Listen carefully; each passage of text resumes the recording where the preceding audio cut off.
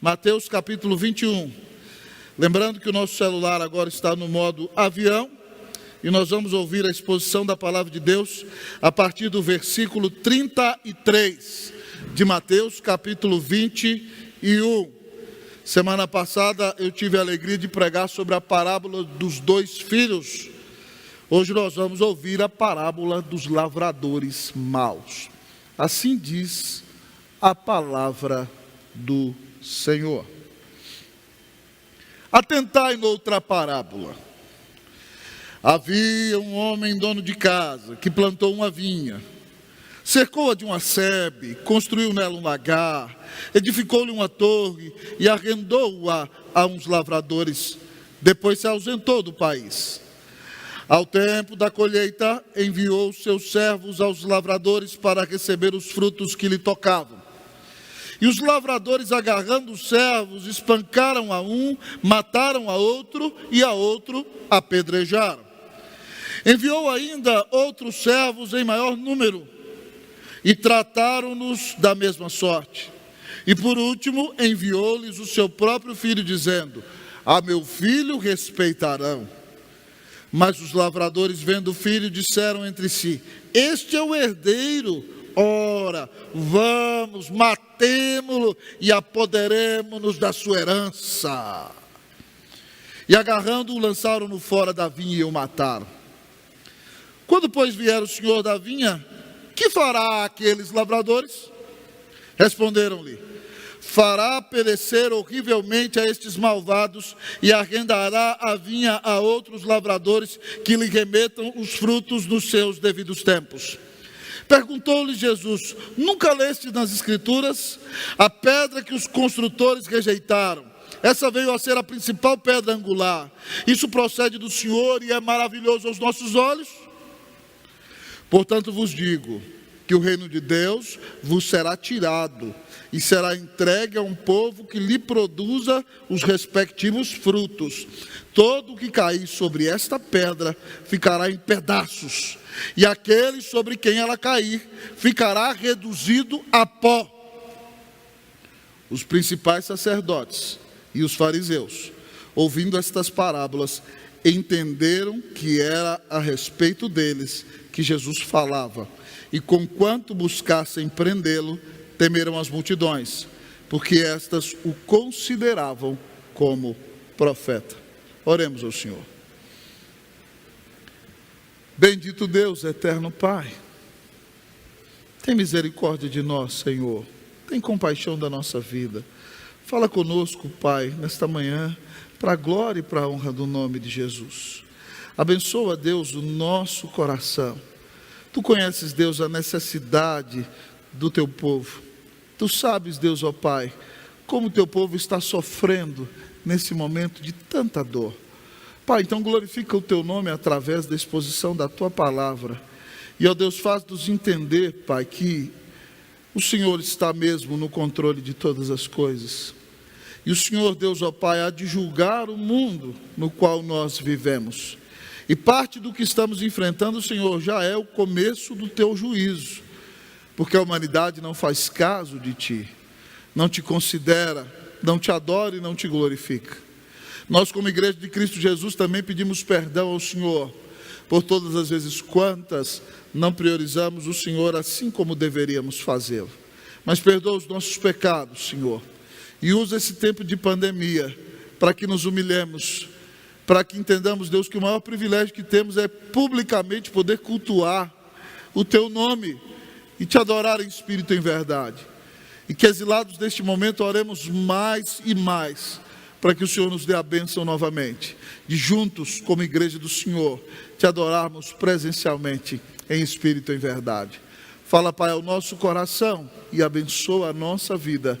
Nós te imploramos, tua graça e o poder do teu Espírito Santo, orando assim em nome de Cristo Jesus.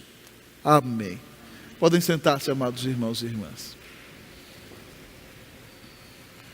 Você que está em casa há de se lembrar comigo a cena que originou esse texto.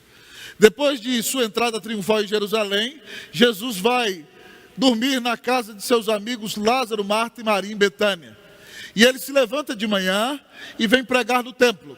E quando ele chega para pregar no templo, a multidão está ali escutando, e os sacerdotes, escribas muito invejosos, se aproximam do Senhor e dizem: com que autoridades fazes estas coisas?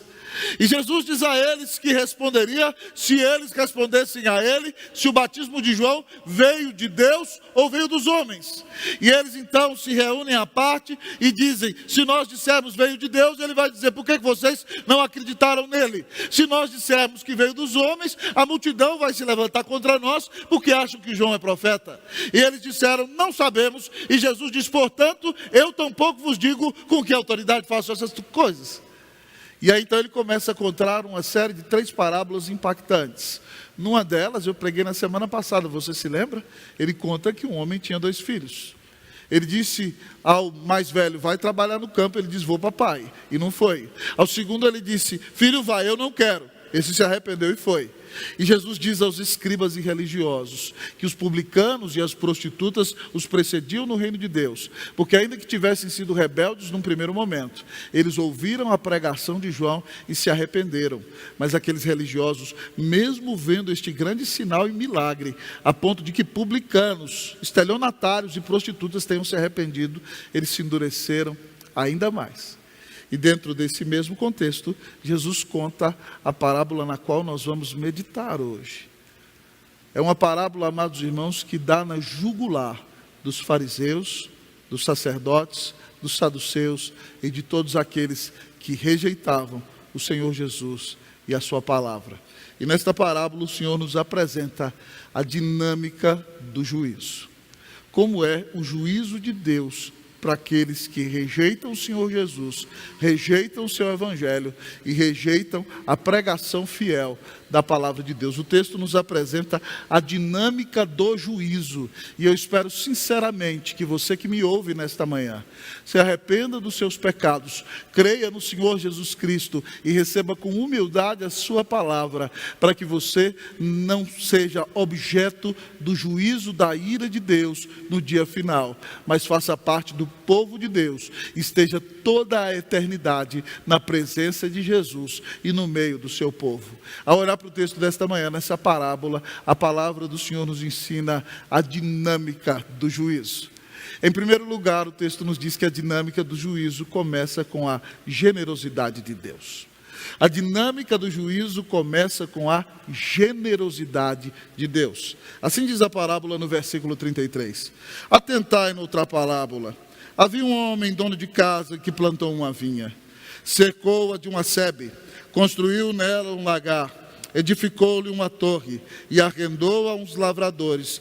Depois se ausentou do país. Ao tempo da colheita, enviou seus servos aos lavradores para receber os frutos que lhes tocavam. Amados irmãos e irmãs, essa parábola ela traz uma imagem impactante na mente dos judeus, porque eles conhecem uma profecia na qual Isaías conta lá no capítulo 5 que Israel é a vinha do Senhor, e era uma figueira, uma vinha brava que deu frutos maus e rejeitou o Senhor. Então, quando o Senhor Jesus começa a contar a parábola sobre esta vinha, imediatamente a cena vem na mente dos judeus. E ele apresenta aqui um homem muito poderoso, que é dono de uma grande terra, e ele plantou uma vinha. E além de plantar aquela vinha, ele colocou uma grande cerca nela. Se não bastasse, ele fez um lagar. O lagar era um tanque, amado irmão, que era cavado a 1 metro do chão, 1,5 metros. E ali então era o lugar onde as uvas eram pisadas para depois fermentar e se tornar vinho, e canaletas as faziam escoar dali para o lugar correto. Então era o lugar onde se pisava as vinhas. E além disso ele fez uma torre. A torre era o lugar onde os lavradores moravam, e era necessário que fosse uma torre para que, se alguém tentasse roubar a colheita, lá de cima de onde morasse, o lavrador conseguia ver. O que nós não sabemos, e é preciso estudar para entender um pouquinho mais, é que uma vinha demorava 4 anos para dar fruto. Então, geralmente, quando um homem arrendava a sua terra para lavradores, ele plantava a vinha, ele fazia a cerca, ele preparava o lagar, ele fazia a torre, e ele sustentava aqueles lavradores durante 4 anos. 4 anos eles viviam do sustento daquele senhor. Depois de 5 anos que haveria colheita, então o dono da vinha recebia a sua parte, fruto do trabalho daqueles lavradores. O texto está nos dizendo, irmãos e irmãs, que Deus é generoso, que Deus nos dá tudo o que temos, tudo o que somos e tudo o que necessitamos, vem de suas dadivosas mãos. Eu me lembro da pregação do apóstolo Paulo, quando ele está falando de Jesus lá em Atenas, falando de Deus lá em Atenas. Ele lembra do altar ao Deus desconhecido. Cita 2 poetas gregos e filósofos, Epimênides e Arato, para dizer que nós somos geração criada por Deus. E ele diz assim, em Atos 4, 24 a 26, mas no final ele diz assim, que este Deus não é servido por mãos humanas, como se de alguma coisa precisasse, pois Ele mesmo é a quem a todos dá vida, respiração e tudo mais. De um só fez toda a raça humana para habitar sobre toda a face da terra, havendo fixado os tempos previamente estabelecidos e os limites da sua habitação. Deus nos dá vida, respiração e tudo mais. Quem te deu a vida foi o Senhor. Quem te deu os dons e habilidades que você tem foi o Senhor. Quem nos dá trabalho é o Senhor. Quem coloca comida na nossa mesa é o Senhor. Quem nos dá respiração é o Senhor. O livro de Jó disse que se Deus nos tirasse o ar, nós cairíamos e morreríamos naquele exato momento. Deus cuida de nós. A Bíblia diz que Ele faz nascer o seu sol sobre justos e injustos. Ele cuida de todos. Ele é o generoso Criador. Como diz Ademar de Campos em sua canção, tenho vida, alegria em todo o tempo. Tenho amigos, família, muitos irmãos. Deus é generoso. Se não bastasse, deu seu Filho na cruz para pagar os nossos pecados. Veja bem como Deus tem cuidado de você, meu querido amigo e irmão. Veja que família maravilhosa Deus tem te dado. Veja que durante todos esses anos da sua vida você foi alimentado. Veja que você teve possibilidade de estudar nas melhores escolas onde você estudou. Veja que você se preparou muito bem para a sua profissão. Veja que você tem recebido dons e talentos e tem sido usado para a glória de Deus. Veja que pessoas têm sido abençoadas pelo seu trabalho. Veja quanto Deus tem cuidado de você e você tem podido servi-lo com alegria. E se não bastasse tudo isso, Ele deu Cristo na cruz para pagar os seus pecados. Deus é infinitamente generoso. Deus é bom. Meus irmãos, neste tempo de pandemia, nós temos que meditar na bondade do nosso Deus. Porque senão nós entramos num ciclo, amado irmão, de vitimização e de lamentação, que nos faz olhar para as circunstâncias e para os problemas, e nós nos esquecemos do nosso Deus. E aí nós vamos fazer como aquela hienazinha do desenho que vai dizer, ó vida, ó tristeza, ó azar. Pare com isso, meu irmão. Há uma pandemia de coronavírus. É claro que ninguém gosta de ficar exilado dentro de casa. É claro que o meu desejo como pastor é ver essa igreja lotada, como nós havíamos antes da pandemia, nos cultos de manhã. Mas, meu querido amigo e irmão, Deus continua sendo bom, Deus continua sendo generoso. Nós não podemos murmurar do nosso Deus, nós não podemos reclamar contra Ele. Nós merecíamos a sua ira e Ele tem cuidado de nós, mesmo numa pandemia tem nos sustentado, e a sua misericórdia é maravilhosa. Então, meu irmão, eu e você devemos ser as pessoas mais agradecidas da terra. Não é à toa que a Bíblia diz em 1 Tessalonicenses 5,18, em tudo dai graças, porque esta é a vontade de Deus para convosco em Cristo Jesus. É sofrido, irmãos. Nós temos visto irmãos falecerem, familiares falecendo, momentos de grande dor e angústia. Essa semana, eu mesmo tive um primo muito querido que faleceu como fruto da Covid-19 aos 44 anos de idade.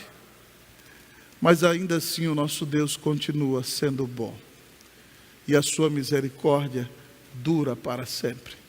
Portanto, seja agradecido, louve a Deus, entenda que Deus é soberano e pode fazer aquilo que Ele quiser. Ele não tem que pedir a sua autorização, não tem que consultar você, e ainda que Ele nos permita passar por grande luta e provação, nós temos que ser grandemente agradecidos, porque o Senhor tem cuidado de nós a vida inteira, nos amou e deu seu Filho na cruz para pagar os nossos pecados. Ele nos tem sustentado e Ele promete que nunca vai nos deixar, jamais vai nos abandonar. Então, meu irmão, reconheça que Deus é generoso, olhe para a grandeza de Deus. Não olhe para os efeitos da pandemia. Não olhe para os erros de governantes humanos. Não olhe, amados irmãos, para erros que você vê acontecendo no país, seja de qualquer um dos poderes, legislativo, executivo e judiciário. Não olhe para essas coisas, olhe para Jesus. Ele te amou e deu a vida na cruz para te salvar, e Deus não vai deixar de cuidar de você. Mesmo que nós vivamos dias muito difíceis na nação, mesmo que você passe por grande provação, Deus é infinitamente bom. Lembre da frase de Jó. Jó perdeu seus 10 filhos num só dia e toda a sua riqueza. E a mulher dele diz a ele quando ele está enfermo: amaldiçoa a Deus e morre. Mas ele reage dizendo o seguinte: mulher, temos recebido o bem de Deus e não haveríamos de receber também o mal? Agradeça a Deus, reconheça a sua bondade, mesmo nos momentos mais difíceis da vida. A dinâmica do juízo começa com a generosidade de Deus. Deus é generoso. Louvado seja o Senhor por seu grande amor e por sua grande generosidade. Mas o texto continua a nos apresentar a dinâmica do juízo. Dinâmica tem a ver com movimento, amado irmão. Começa com a generosidade de Deus, mas a dinâmica do juízo continua com a maldade humana. A dinâmica do juízo continua com a maldade humana. Olhe comigo para o texto, a partir do versículo de número 34. Ao tempo da colheita enviou os seus servos aos lavradores para receber os frutos que lhe tocavam. E os lavradores, agarrando os servos, espancaram a um, mataram a outro e a outro apedrejaram. Enviou ainda outros servos em maior número e trataram-nos da mesma sorte. E por último, enviou-lhes o seu próprio filho, dizendo: a meu filho respeitarão. Mas os lavradores, vendo o filho, disseram entre si: este é o herdeiro, ora, vamos, matemo-lo e apoderemo-nos da sua herança. E agarrando-o, lançaram-no fora para a vinha e o mataram. Queridos irmãos e irmãs, Jesus está dando aquilo que nós chamamos no boxe de um jab de direita, literalmente, nos fariseus. Ele está contando da maldade humana. Deus criou o povo de Israel para que o povo de Israel servisse. Depois de 5 anos, o dono da vinha pode vir buscar a colheita. E ele mandou os seus servos buscar a colheita. Esses servos aqui simbolizam os profetas. Diz o texto que ele mandou em 3. Bateram em um, espancaram a outro e mataram o outro. Mas diz ainda que ele foi misericordioso e mandou os seus servos em maior número. Aqui o Senhor está falando da história de Israel e de como Israel tratou os profetas de Deus. Se você olha como o povo de Israel foi rebelde, é impressionante, amados irmãos. Você se lembra que o maior pregador do Antigo Testamento, Isaías, a Bíblia não diz, mas conforme a tradição, foi cerrado pelo meio por causa da insanidade do jovem rei Manassés. Se você contempla o ministério de Jeremias, amado irmão, você vai chorar com ele o livro inteiro, porque ele prega a palavra de Deus e é rejeitado pelas autoridades, é rejeitado pelos seus amigos, é rejeitado pelos seus próprios familiares. Ele apanha no rosto, ele é jogado no poço, ele é colocado no tronco, ele é levado para o exílio sem querer no Egito. É uma vida de terrível sofrimento. Os profetas de Deus foram maltratados, foram espancados, foram rejeitados pelo povo de Israel. O próprio João Batista, amados irmãos, terminou preso e decapitado. E aí Jesus, na sua parábola, continua falando: mas aquele homem que simboliza Deus o Pai, mandou o seu próprio filho, dizendo: ao meu filho eles vão respeitar. E quando eles viram o filho, esse é o herdeiro, matemos o herdeiro, apoderemos-nos da vinha e tudo vai ser nosso. Jesus, amados irmãos, está indo na jugular dos fariseus e dos religiosos e dos escribas, porque ali está o próprio filho do dono da vinha, o próprio filho de Deus. Eles rejeitaram os profetas, eles rejeitaram os pregadores da palavra, eles rejeitaram os pastores que Deus enviou para pastorear o seu povo, mas agora Deus mandou o seu próprio filho. Eles estão vendo que Jesus Cristo é o Messias, eles não querem reconhecê-lo e eles vão matá-lo.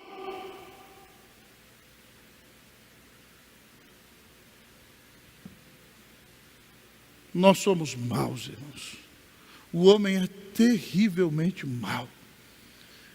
Deus é bom e vai atrás do homem, querendo falar-lhe em sua palavra, querendo trazer-lhe de volta em seu amor. E o homem natural rejeita a bondade de Deus, rejeita o Filho de Deus. Isso é muito forte, irmãos. Há inúmeras maneiras de rejeitar o Filho de Deus. Quando você tenta ter uma imagem de bonzinho e salvar-se a si mesmo por suas próprias obras, essa é uma maneira velada de rejeitar o Filho de Deus. Quando você diz assim: não, Jesus é muito importante para que eu fale com Ele, eu vou buscar outros mediadores ou outras medianeiras, você está rejeitando Jesus. Você está dizendo que Jesus não é suficiente para você, que o que Ele faz não é suficiente, precisam-se de outros mediadores. Quando você busca as guias, demônios e qualquer outra coisa, você está rejeitando o Filho de Deus, que veio ao mundo para morrer numa cruz e pagar os seus pecados, e é o único que pode te reconciliar com Deus Pai, pois Ele te amou e pagou a sua dívida na cruz. E inúmeras vezes você rejeita Jesus porque acredita que é bom, porque acredita que a sua religião é melhor, enquanto o próprio Jesus diz que só Ele é o caminho, a verdade e a vida, e ninguém vai ao Pai senão por Ele. A maldade humana recebe de graça o oferecimento do Evangelho e rejeita o Senhor Jesus. E o Senhor Jesus conta uma ilustração, Ele é um grande pregador, para mostrar isso para nós. Ele conta uma ilustração citando o Salmo 118, queridos irmãos e irmãs. Ele cita o Salmo 118, 22 a 23. Ele diz assim: nunca leste nas Escrituras? Está desse jeitinho o Salmo 118, 22 e 23. A pedra que os construtores rejeitaram, essa veio a ser a principal pedra angular. Isso procede do Senhor e é maravilhoso aos nossos olhos. O Salmo 118 faz uma grande profecia. Deus estava edificando o seu reino. E naqueles dias em Israel, todas as vezes que uma construção era edificada, havia uma pedra principal, que era a base do alicerce de toda aquela construção. Era uma pedra de ângulo, a pedra de esquina. E aí então é o seguinte: Deus realizou uma grande construção, chamou os construtores e disse: esta aqui é a principal pedra angular, é Jesus. E aí então Deus entregou a pedra angular e eles rejeitaram a pedra. E aí Jesus disse: isso procede do Senhor e não é maravilhoso aos nossos olhos? O que Jesus está dizendo é o seguinte: que por causa do seu legalismo, esses judeus estão rejeitando o Senhor Jesus e estão afastando a sua fé de edificar a sua vida sobre a rocha que Deus mandou, que é o Filho de Deus. Eles preferem ter uma religião legalista, na qual eles se exaltam a si mesmos e se acham bons, e não reconhecem o seu pecado, e não reconhecem que Deus mandou o seu Filho ao mundo para morrer no nosso lugar e para nos reconciliar com Ele. Eles rejeitam Jesus como fundamento da sua fé, como fundamento da sua vida, como fundamento da sua religião. E ao fazerem isso, estão cumprindo uma profecia da palavra de Deus. Eu quero perguntar para você: você tem rejeitado a palavra de Deus? Você, quando ouve a palavra de Deus, como é que você reage? Você fala: o pastor está exagerando aqui. Para que ele vai ficar falando isso desse jeito? O reverendo está muito errado. Para que ficar pegando pesado desse jeito? Para que falar de inferno? Irmãos, eu já passei por isso inúmeras vezes. Eu me lembro uma vez lá em Santiago, que eu estava pregando acerca do dízimo. E aí de repente então eu pregava acerca do dízimo, e o irmão que estava lá no banco pensou assim na sua mente: o pastor está pregando sobre dar o dízimo, eu não estou conseguindo dar o dízimo, eu vou pedir o pastor para orar por mim, para que eu possa dar o dízimo. Na hora que ele pensou isso, irmão, o Espírito Santo é tão maravilhoso, que eu contei uma ilustração de um camarada que chegou e falou para o pastor assim: pastor, ora por mim que eu não consigo dar o dízimo. E o pastor falou assim: sai para lá, porque eu não oro por ladrão. E aquele irmão saiu irado da igreja e disse assim: o pastor está pregando sobre dízimo porque quer que aumenta o salário dele. Rejeitou a palavra de Deus, desqualificou o pregador e rejeitou quem Deus enviou. De outra feita, pregando em um outro evento evangelístico, uma pessoa disse: para que falar de inferno? Nós somos pessoas tão ilustres, tão sábias, para que falar de inferno? E naquele sermão Deus converteu uma pessoa muito cara para a pessoa que falou isso. É impressionante, irmão. Você tem rejeitado a palavra de Deus? Você tem rejeitado o evangelho de Deus? Mas muito pior do que rejeitar pregadores humanos que Deus envia para nos abençoar, é rejeitar o próprio Senhor Jesus. Quando você vive conforme a sua própria prudência, quando você não se arrepende dos seus pecados, quando você resiste à palavra de Deus, quando você não crê que Jesus Cristo é o Filho de Deus, o único mediador entre Deus e os homens, quando você descrer, mas vive buscando satisfazer-se com a sua própria justiça, quando você quer se achar bom, quando você acha que Deus tem que te aceitar por causa do seu próprio desempenho, você está literalmente rejeitando Cristo, ainda que seja parte da igreja. Que Deus tenha misericórdia de nós, irmãos. Quando qualquer cristão tem uma atitude de soberba, uma atitude de empáfia, anda com o pescoço levantado por demais, está demonstrando orgulho, e qualquer um que anda orgulhoso está rejeitando a Jesus. Porque quem conhece Jesus sabe que é um miserável pecador, e só foi salvo pela graça do Senhor Jesus, e foi lavado no seu sangue, e só pode ser aceito na presença de Deus por causa da obra de Jesus, que por si mesmo não é nada diante de Deus.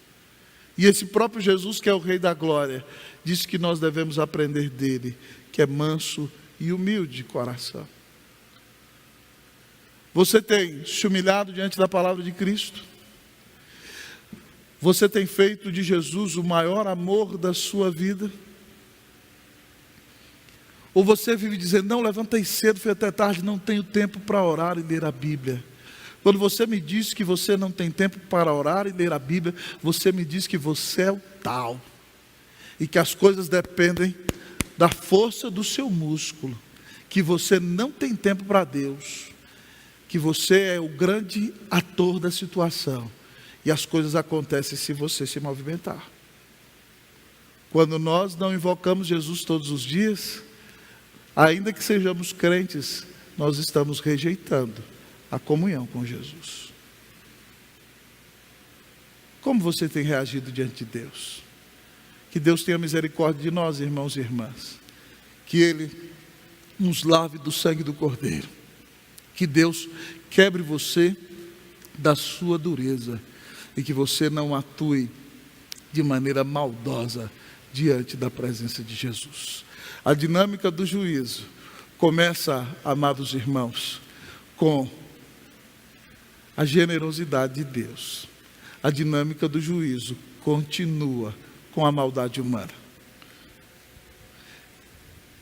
Nessa transição de um ponto para o outro, amados irmãos, eu me lembro do processo pelo qual Sócrates e Aristóteles diziam que quem começou isso foi Zenão, que um processo que se chama dialética, que vem da palavra grega diálogo, esse é o significado. E eles diziam que a dialética é o principal instrumento da filosofia. E o que é a dialética? A dialética é um diálogo que começa com a apresentação de uma tese, essa é a dialética simples, e a manifestação de uma antítese. E na história da humanidade, a dialética sempre foi isso, e assim se fazia filosofia: tese e antítese, tese e antítese. Até que Hegel, no século XVIII, criou a sua dialética hegeliana, que infelizmente é a base de todo o relativismo pós-moderno, que diz que há uma tese e uma antítese e você deve fazer uma síntese. Então, ao certo, tese, o errado, antítese. Você pode juntar certo e errado e aí não vai ter nem mais certo nem errado. Síntese. Você vai fazer o que quiser. Mas essa lógica tripartida não é a ideia de Hegel. Ele só, talvez até diversou com a maldade humana. Se você olhar para a nossa parábola, ela está dividida nessa lógica tripartida. Por quê? Porque ela começa com uma tese: Deus é generoso. Ela continua com uma antítese: o homem é mau. Mas ela não vai para uma síntese, ela vai para a conclusão. A dialética da nossa parábola, amado irmão, ela não relativiza certo e errado e tenta juntá-los em um só. Ah, meu querido amigo irmão, nosso texto apresenta uma tese, apresenta uma antítese, e aí então apresenta a consequência da antítese à tese, que é a generosidade e a bondade do nosso Deus. Então, dentro dessa perspectiva, a dinâmica, a dialética do juízo, amado irmão, nos apresenta aqui, em terceiro lugar, o juízo de Deus. O juízo de Deus. Em primeiro lugar, o texto apresenta a generosidade de Deus. Em segundo lugar, a maldade humana. Mas em terceiro lugar, meu querido amigo e irmão, o texto nos apresenta o juízo de Deus. Versículos 40 e 41. Quando, pois, vier o senhor da vinha, que fará aqueles lavradores? Responderam-lhe: fará perecer horrivelmente a estes malvados, e arrendará a vinha a outros lavradores, que lhe remetam os frutos nos seus devidos tempos. Jesus aqui, amado irmão, joga para eles. Maltrataram o filho, espancaram, mataram o filho de Deus. E aí Jesus faz com que esses homens, irmãos e irmãs, fiquem atentos aqui comigo, pronunciem a sua própria sentença. Quando vier o dono da vinha, o que fará com estes homens? Aqueles homens estão sendo julgados com a parábola de Jesus, e a ficha deles só cai depois que eles falam a sua própria sentença. Eles dizem aqui: fará, quando vier o dono da vinha, fará perecer horrivelmente a estes malvados, e arrendará a vinha a outros lavradores, que lhe remetam os frutos dos seus devidos tempos. É isso que Deus vai fazer. Deus vai fazer com que sua ira, no dia final, caia sobre todos aqueles que rejeitaram a palavra de Deus, os enviados que pregaram fielmente a palavra de Deus, mas sobretudo sobre aqueles que rejeitaram o próprio Filho de Deus. Deus vai fazer cair sobre eles a sua ira, e vai golpeá-los eternamente. Jesus continua na sua ilustração da pedra. Ele citou o Salmo 118, 22 e 23, e aí ele diz na sua ilustração da pedra o seguinte, lá no versículo de número 44 e 46, olha o que ele diz: todo que cair sobre esta pedra ficará em pedaços, e aquele sobre quem ela cair ficará reduzido a pó. Jesus está dizendo que quem se levantar contra ele, tentar cair sobre aquela pedra, vai ser esfacelado, vai ser estraçalhado. E se aquela pedra que é Jesus cair sobre alguém, essa pessoa vai ser literalmente esmagada. Quem rejeita Jesus vai ser condenado pelo próprio Senhor Jesus, que virá como rei glorioso e vai pisar sobre todos aqueles que não aceitaram o seu convite da graça, que não aceitaram o seu evangelho, que tentaram colocar o evangelho e outros meios de se salvar. Jesus vai cair sobre eles.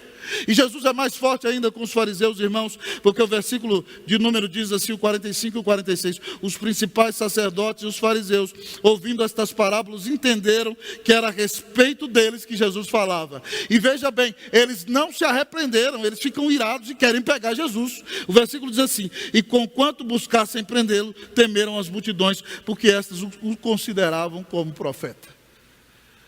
Haverá um juízo final. Haverá um dia de juízo final. E o homem precisa estar preparado para isso.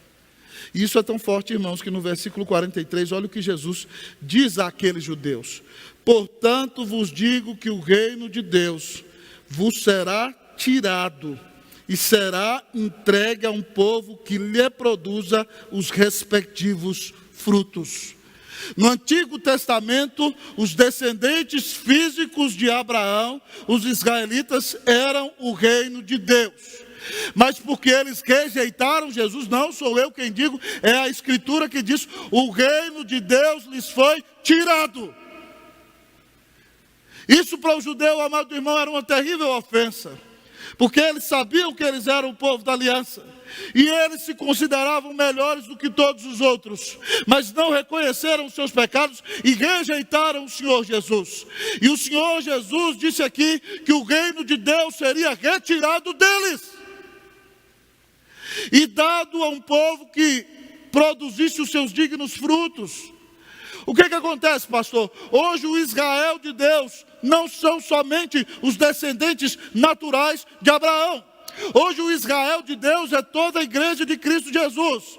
Se algum judeu lá de Israel se arrepender dos seus pecados e crer que Jesus Cristo é o Filho de Deus, ele está dentro do Israel de Deus. Mas hoje o Israel de Deus não é uma nação humana. O Israel de Deus, o reino de Deus, somos nós, o povo de Deus, que creu em Jesus Cristo e recebeu o Senhor como seu único Senhor e mediador. Porque quem rejeita Jesus, diz aqui o texto, o reino de Deus lhe é tirado. E Deus entregou a um povo, amados irmãos, que somos nós, o povo de Deus. Mas é por isso que Paulo nos adverte em Romanos. Ele disse que a oliveira natural era os judeus. E nós somos oliveira brava que foi enxertada na árvore de Deus. E ele diz que se nós que somos oliveira brava não dermos os frutos necessários, nós estaremos em sérios problemas, porque se Deus rejeitou a oliveira natural, imagine nós, oliveira brava. É por isso que eu e você, irmão, temos que viver como quem de fato se arrependeu dos seus pecados. E na nossa vida é necessário que se manifeste o fruto do Espírito, que é amor, alegria, paz, longanimidade, benignidade, bondade, fidelidade, mansidão e domínio próprio. Não adianta dizer, eu sou reformado de tantas gerações, se você não se arrepende dos seus pecados, se você não crê em Cristo Jesus, se você não se submete ao senhorio do Filho de Deus. Porque se Deus retirou o seu reino daqueles que eram povo de Deus, porque eles rejeitaram a Jesus, Deus também pode fazê-lo com qualquer outra pessoa.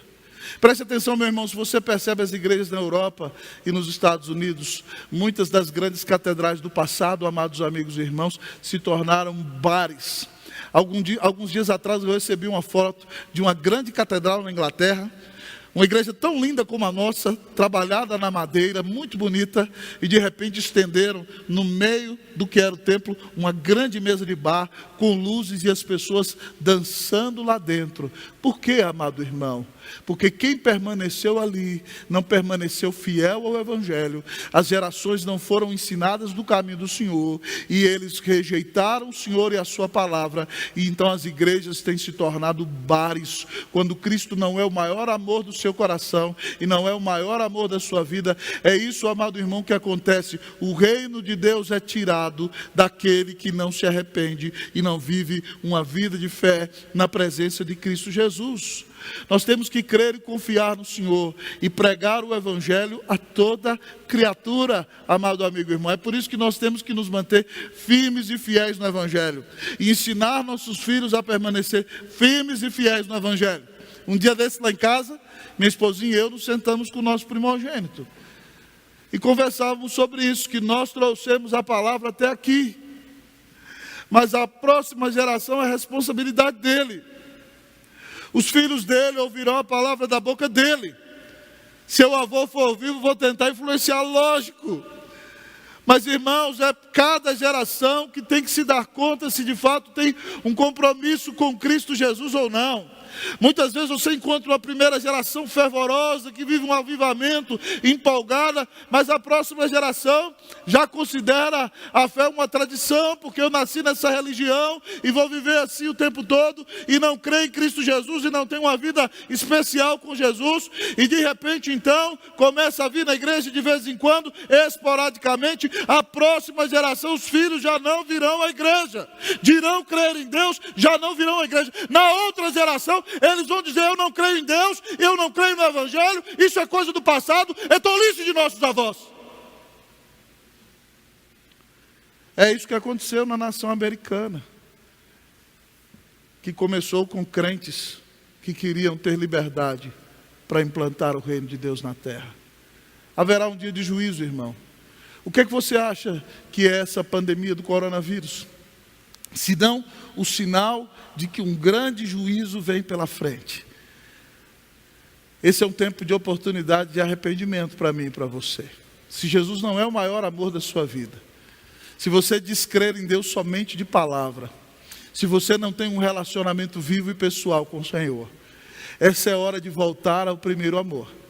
É hora de pedir perdão ao Senhor pelos seus pecados. É hora de dizer a Ele que você crê que Cristo Jesus é o herdeiro, é a pedra angular, que você confia nele como seu único Senhor e Salvador, que você quer edificar a sua vida sobre Ele, e que você quer ter um relacionamento vivo e pessoal com Ele, porque Ele é o Filho de Deus, o seu único Senhor e Salvador. E no meio de uma pandemia como essa, os seus filhos verão você buscando a Cristo, e verão Cristo presente em sua casa, e eles vão crer no Senhor, e a próxima geração vai servir ao Senhor.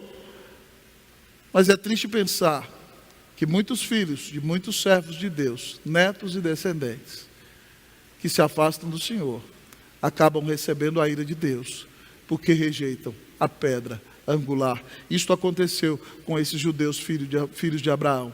E se não formos fiéis, isso pode acontecer com os nossos filhos e netos. Que Deus tenha misericórdia de nós.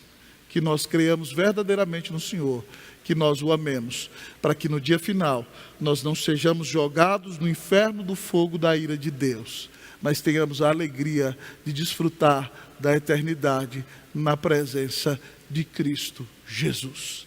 O texto é claro, irmãos e irmãs. Ele nos apresenta a dinâmica do juízo. Você tem duas oportunidades, irmão, para reagir.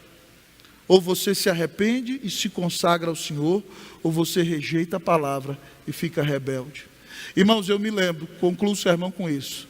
O dia que eu tive o privilégio de pregar na igreja Encuentro com Cristo, de Plaza Egaña, em Santiago. O pastor era o reverendo Jacob. O reverendo Jacob era descendente de alemães e de suíços, foi convertido ao Senhor, fez o seminário na Suíça e tinha uma fé bíblica, mas de corte batista. E o irmão dele, um empresário muito rico, comprou um dos maiores cinemas de Santiago, na Plaza Egaña, e ali ele começou a igreja Encuentro com Cristo. E quando eu cheguei em Santiago, era uma grande igreja evangélica, com mais de 1000 membros.